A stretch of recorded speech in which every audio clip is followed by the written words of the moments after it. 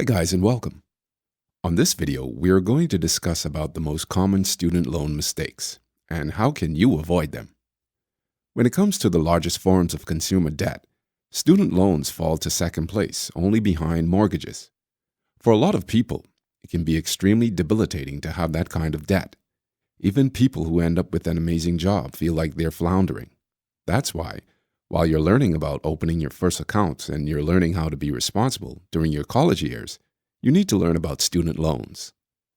Student loan interest rates are generally lower than some other debts, but that doesn't mean they're going to be inexpensive.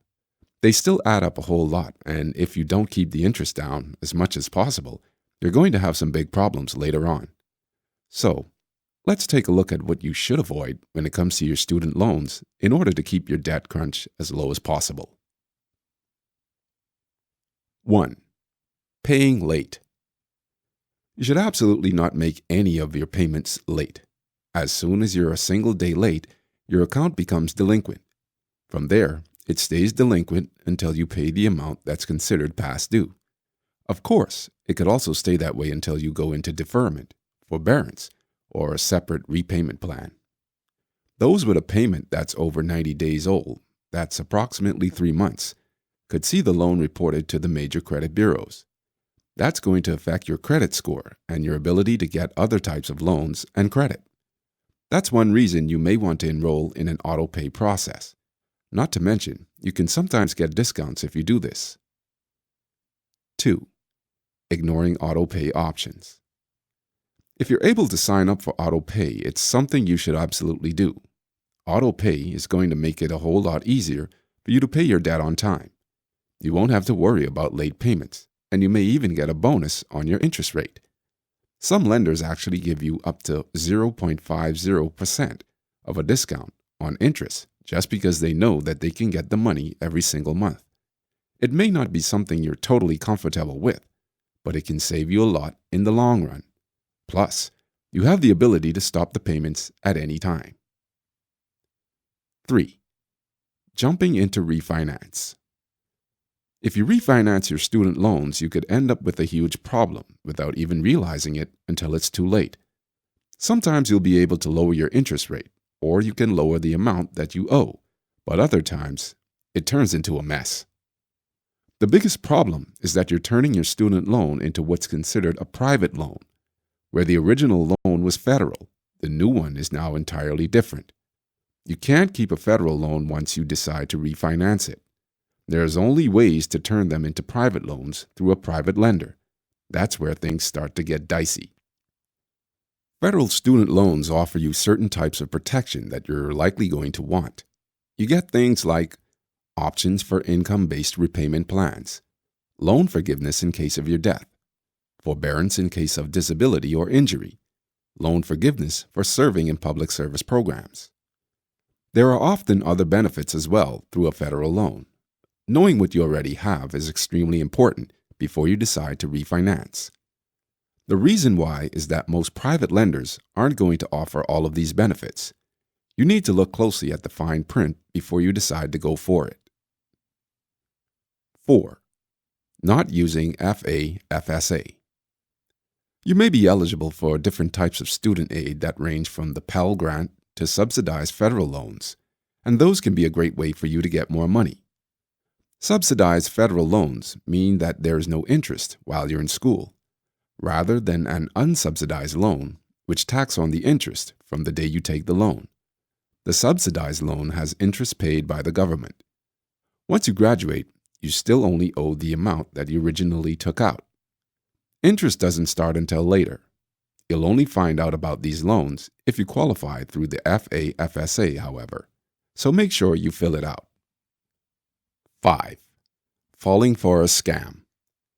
Unfortunately, there are a whole lot of scams out there and they love to target students. One of the biggest is to help you roll your payments into a single payment. After all, when you have multiple student loans, it can seem to make sense to consolidate the loans, refinance, or somehow make the payments a little bit easier to make. But if you're not careful, you could get a lender that isn't on your side. If you're looking to consolidate your loans, make sure you do it through the government or through a free service.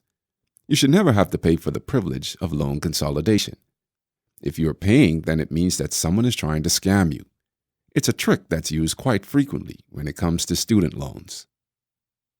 6. Ignoring loan types.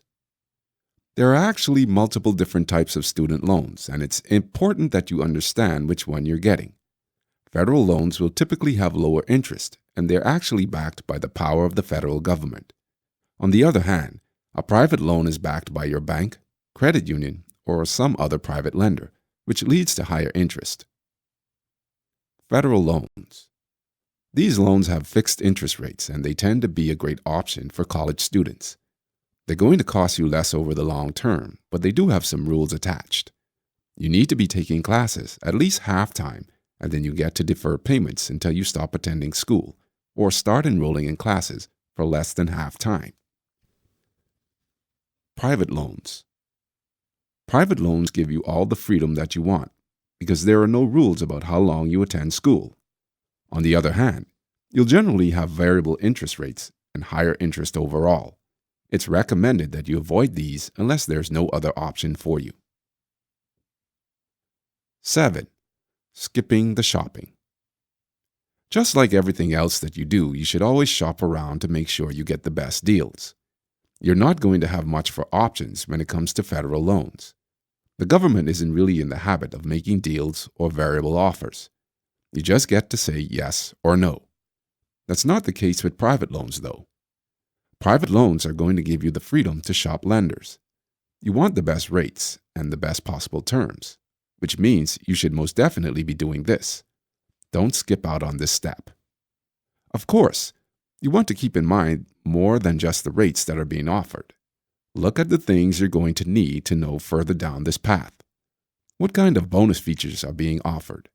Where can you get interest rate reductions, or forbearance, or deferment in case of hardship? Are you able to make different payment options while you're in school, such as interest-only payments, and then change the payments when you leave school?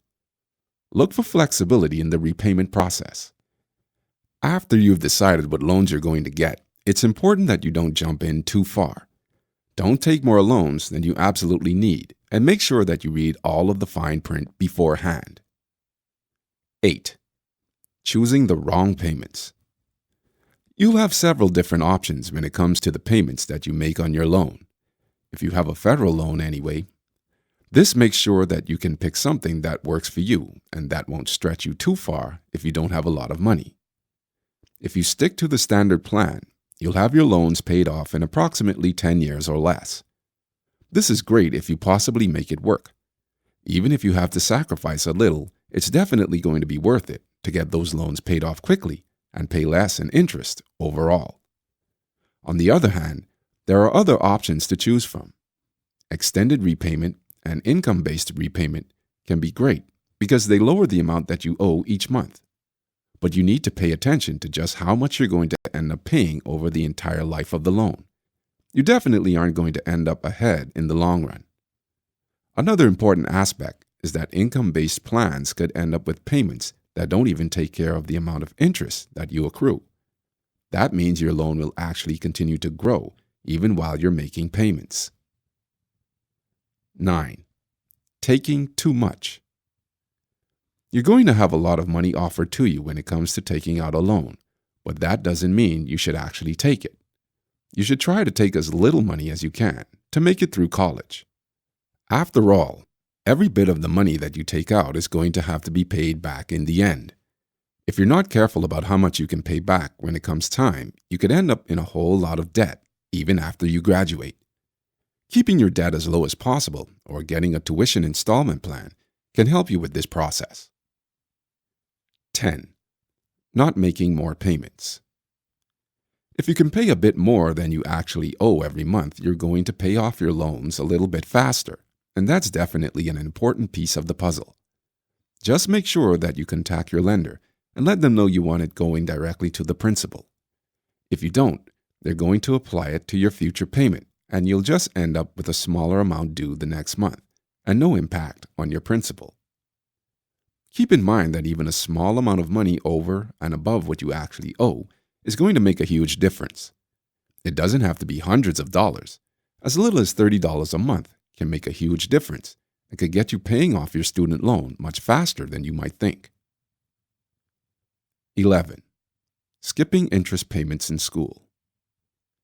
Depending on the type of student loan that you take out, you could end up with interest accruing even while you're in school.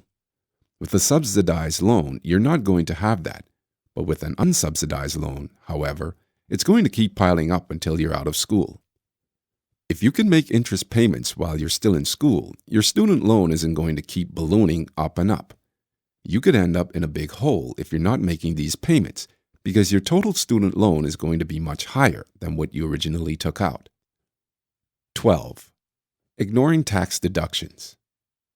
When you pay a federal loan, or even some private loans, you're going to have the opportunity to deduct the interest payments on your taxes. That means up to $2,500 a year less is going to be owed, and that's definitely money you can and should put onto your student loan. If you make $80,000 a year, or $140,000 for married filing jointly, you won't be eligible at all. If you make $65,000 to $80,000, you'll only be eligible for a portion of this deduction. But no matter what you can get, it's definitely going to help. For those who are still in school or who are just getting started in their career, that refund can most definitely be a benefit. And if you don't qualify for that tax deduction, you could qualify for an education expense refund of up to the same amount. Just make sure you check into the rules and requirements for each so you know if you qualify for at least one, and which will be larger. 13. Ignoring your debt. The final thing is just plain ignoring the student loan itself. Sure, you've got a whole lot to get done on any given day. You're busy, and you're maybe not so organized with everything that you have. But if you don't pay attention to your student loan, you're going to have a hard time paying it off later. You need to know how much you owe at all times, especially since you could be taking out new loans each year. You also need to know who you owe that money to.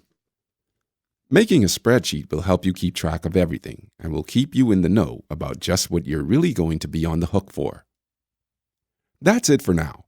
On our website, you can find more posts, as well as calculators and other financial tools. Do you know more mistakes to consider?